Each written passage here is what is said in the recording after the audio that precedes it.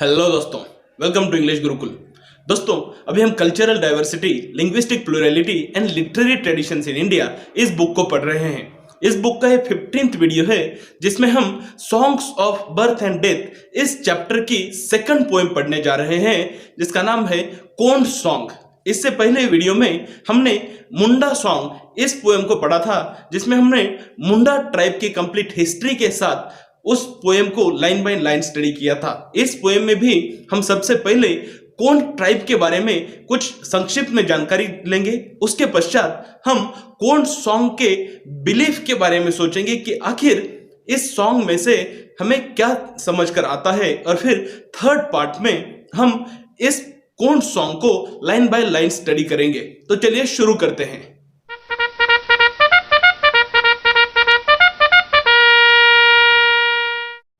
दोस्तों, शुरुआत करते हैं कोंड ट्राइब के बारे में जानते हुए।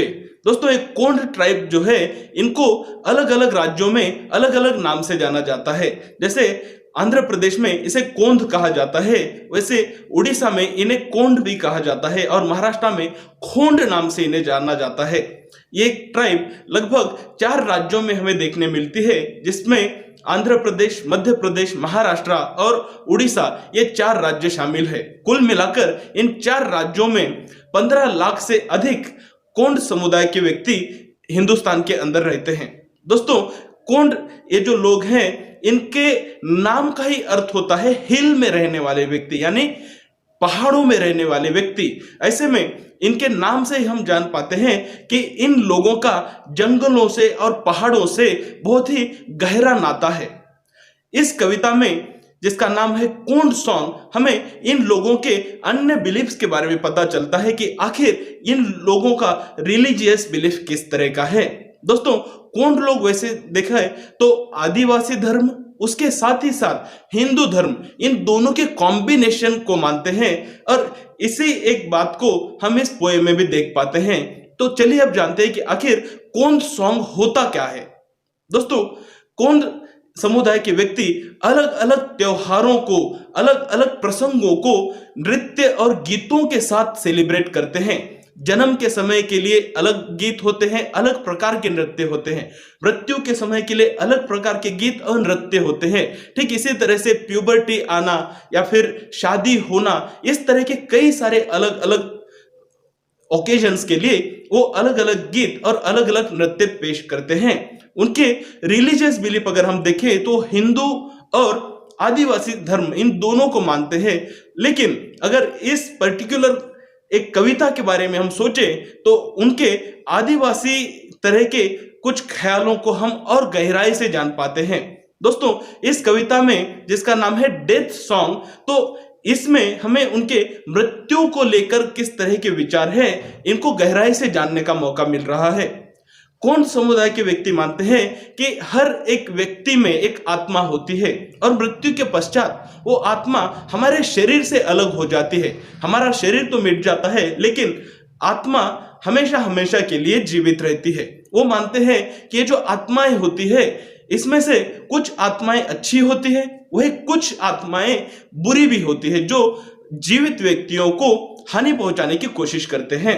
ऐसे में इस कविता में जब किसी व्यक्ति की मौत हो जाती है तो उसके बाद एक गीत गाया जाता है, और जो मरा हुआ व्यक्ति है उसकी आत्मा को एक भेंट दी जाती है। एक मुर्गी के बच्चे को भेंट स्वरूप दिया जाता है। इसके पीछे की भावना यह है कि क्योंकि कोई व्यक्ति अभी अपने शरीर को त्याग चुका है, लेकिन उसकी इंसानी इच्छाएं, जरूरी नहीं है कि शरीर के साथ उसकी इंसानी इच्छाएं भी खत्म हो जाएं। ऐसे में वो चाहते हैं कि उनकी जो इंसानी इच्छाएं हैं उनको पूरा कर दे। क्योंकि अगर उस मरे हुए व्यक्ति की इंसानी इच्छाओं को पूरा नहीं किया गया तो हो सकता है कि वो बाकी बचे हुए जो जीवित व्यक्ति हैं उनको किसी तरह से हानि पहुंचाने की कोशिश करे। तो इसी भावना के साथ इस कविता को लिखा गया है। तो चलिए अब स्क्रीन के ऊपर चलते हैं और इस पोएम का लाइन बाय लाइन मीनिंग पढ़ते हैं। कोंद समुदाय के व्यक्ति जो भाषा बोलते हैं उस भाषा को भी कोंद भाषा कहा जाता है। इस कोंद सॉन्ग को ओरिजिनली कोंद भाषा में गाया जाता है, और इसे को हम इंग्लिश ट्रांसलेशन के साथ पढ़ने जा रहे हैं। तो चलिए अब लाइन बाय लाइन मीनिंग पढ़ते हैं।